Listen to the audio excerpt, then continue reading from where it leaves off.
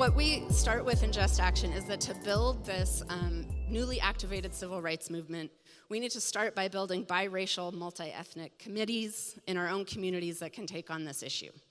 Now, we understand that this in itself might seem daunting. We live in segregated communities, so many of us see people who look like us when we go about our daily business. Our social ties, our social connections outside of the workplace tend to be with people of the same race.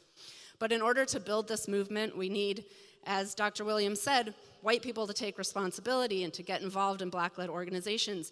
We need involvement from African American organizations and leadership and community members. We need to be able to work together, to work on these issues. And to do that, we have to start to build social relationships across racial lines, even if that means meeting and getting to know someone from the other side of town. That's what it will take, because these kind of movements are built on social capital.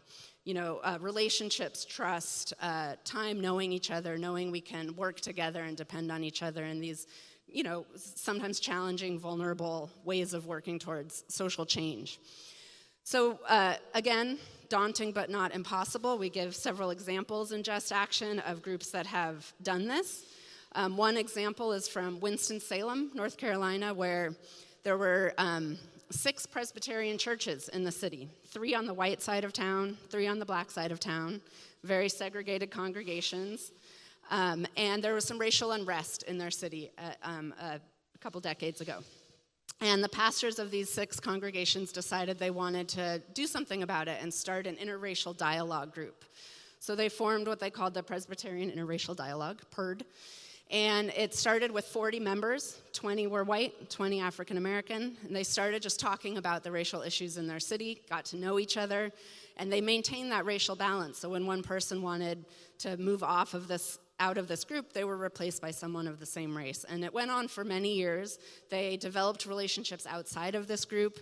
They learned about issues in their community. They went on to advocate for a citizen police review board in their city, for adopting an African American history curriculum in their school district, and then went on to build some Habitat for Humanity homes together.